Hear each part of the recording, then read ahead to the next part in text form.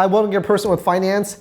Today I want to talk to you about the one topic that we all love to do and we love to talk about, and that is spend, and more spending. So let's get to it.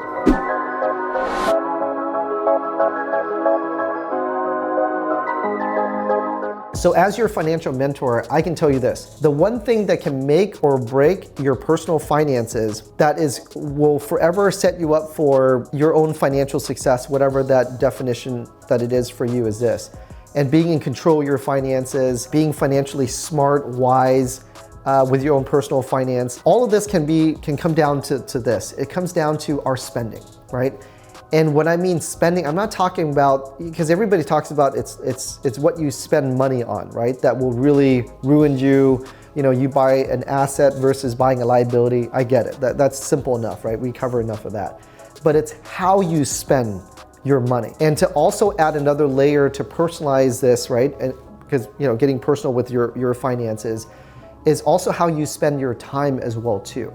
So let's talk about this. So when it comes to spending, obviously we spend for food, we spend for entertainment, we spend for our family, we spend for our causes that we believe in, we spend for, you know, fill in the blank, right? Spending is normal. But what really separates someone, and you can really tell who has their finances together from someone who doesn't, or you think they do because they drive the nice car or they have a lot of flash, whatever. It's not that. Just watch and pay attention to how they spend their money, right? And how they spend their time. So let's kind of focus on money part, because that's a little bit easier. So like, for example, as a college student, right? You have to spend money on what? Your college tuition and on books, right? So let's talk about your college tuition. There are students that just, you know, they work hard and they make money, and then they would just pay for their college tuition, right? So there you go, which is great. That's the responsible thing to do. But how they do it is, instead of, for example, working part-time at a job that they don't like, they instead apply for scholarships. Or they work for an employer that has some type of benefit that will pay for a big part of their college education. You see that? It's how they pay for the college education. Let me use another example. Let's just say your goal, like it was for mine, is to get my bachelor's degree. Well, we will end up getting our bachelor's degree, but my bachelor's degree, something tells me, may cost less than most, because I was able to attend a lot of community colleges and got a lot of units. So those units cost obviously less than at a Cal State, obviously even less more than at a university, right? So a full-fledged university, let alone a private university. So you see how I paid for that education is that I basically paid for classes that cost less, that equal the same thing, that then transfer for me to graduate at the college that I wanted to graduate in, right? So it's how I pay for my college education. I do it by finding ways to pay for the same cost, but it costs me less, right? By scholarships, by going to a junior college. Yeah, so like that is an example, so I don't want to beat that to death. But also let's talk about books too, right? So, you know, you can, you know, pay for it out of your pocket, but, and you can buy new books. Where for me, how I pay for those books is I buy used books. They're exactly the same. It's not like one has more words than the other, or one has more pages. It may be because some of the books are, maybe one or two pages are torn off. I'm not talking about that, but you get my point. Is I want to ingrain in your mind that it's the how part that is the key distinction that really separates one person from another. So let me kind of extract that and talk about, like, I've gotten to know, he's a client of mine, and he's a chef, right? He does that on the side as his side hustle. And what's amazing is that he can be cooking the same recipe, right? Which everybody knows, but how he goes about preparing that recipe or that particular food that he's making that makes him better than any other chef, right? That really makes the flavor better, right? It's the same ingredients, but in what sequence? So you kind of see that, it's the how. Just like, you know what I do as a financial advisor, but it's how I am a financial advisor to my clients that makes me more marketable or more valuable compared to somebody else that's also with the same credential, license, etc., right? Because they don't have the unique experience I have. They don't have besides the unique experience, it may be because, I have better partnerships. My office is structured differently, right? Even though we're financial advisors, right? Financial planners. So you kind of see what I'm talking about. It's how we spend our money, not just on what. The what is obvious. You want to spend. What really separates someone there's different books that compare, the average, the middle class, and then the rich, where I think they say something about like your normal person, they just buy stuff, and then the middle class, they buy liabilities, and then like the rich or those who are really wealthy, they buy assets, right? So I'm not talking about the difference, it's how they buy those things too. It's like for myself, when I bought my building, I could have paid cash for it, but I actually borrowed because money was inexpensive. So I'm utilizing the financial incentive or what's available to me, so I can take the capital instead of putting all in the building. I can use that to make which I did, make improvements on the building,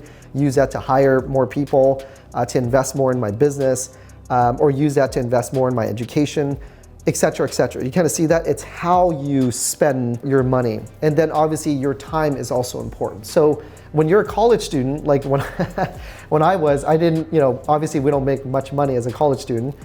We all have to start somewhere. Again, I always think, I started broke. But you never want to end up broke, right? That's going to be your choice to end up broke or not. But we all, in my opinion, we start off with some level of debt, right?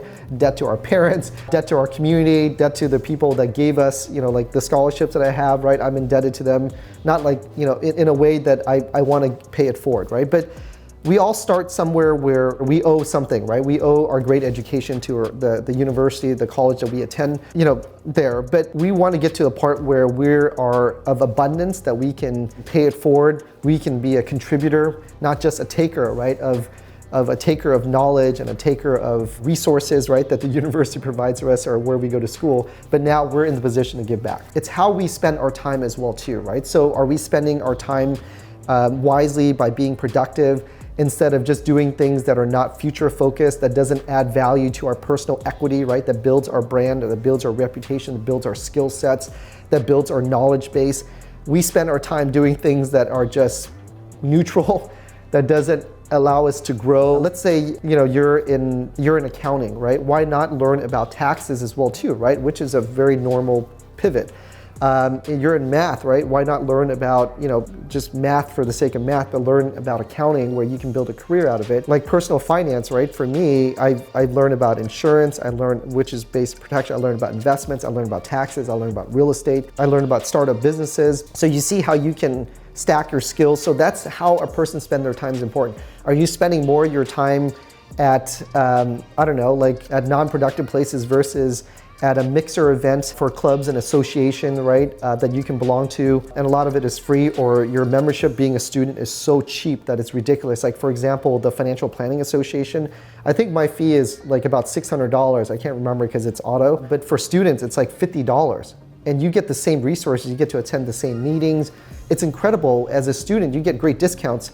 Just like some of my clients, they're proud when they hit a certain age, like age 55 or 60, they get like senior discounts.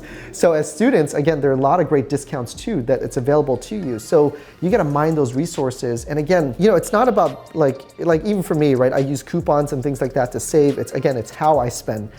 But it's beyond that. It's just being very conscious and very future focused and being very, just thinking things through as far as like, hey, I want to spend my time and my money in a way that is maximized, that is optimum. Like a lot of my clients say, hey John, I'm gonna make this amount of money this year. So help me plan where I pay the least amount of taxes so I can use that capital in other places, right? That's a great question to ask. So you should ask yourself the same question, is that I'm gonna have 4 years of college.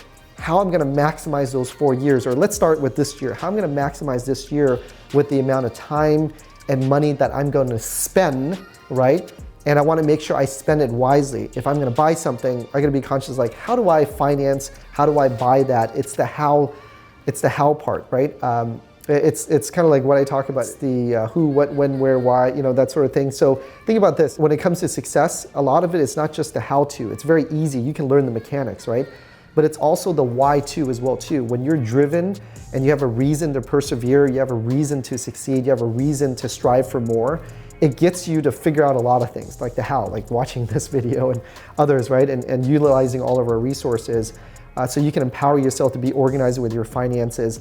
And that's, by the way, that's the key. I cannot stress this enough. We help our clients where I tell my clients this, by me just helping you organize your finances, you'll net more because you find waste in your finances where we can cut, reduce, right? So therefore, by doing that, you instantly make more money by saving more, right? And by lowering your taxes, because we can move your income around, right? By deferring taxes, by tax harvesting, there's all these things that we can do because it's tax season, right? April is a month for financial literacy. It's also the month for taxes. So everybody talks about this. And generally after April, we're very busy because we get a lot of referrals and then we do a lot of tax planning because tax preparation is looking backwards and tax planning is looking forward, right? So that's what it's all about is if you want to be good and great, just awesome with your finances, it's planning forward, right? And so, and always ask the question, it's the how. It's something I learned from my mentor as well too. It's always like, hey, John, it's not the what. Watch the how. That's where the art, the magic happens. So let's talk about another example that's obvious that we also cover as well too. Nothing like spending and using a credit card, right? So the topic of credit card makes it very easy for us to spend. But going back to the how, right? So again, I can pay for something cash, but by being, just a little bit more savvy with my finances, I use a 2% cashback credit card. So you kind of see that. That will, one, build my credit, two, offer me purchase protection and all these other things. Credit card, they have these purchase protection like in the first 90 days if you break your device or it gets lost or stolen. It has a built-in insurance plan that will replace that item for you. How cool is that? If you bought something within a certain amount of time and the price have actually gone down, the credit card company will refund that for you.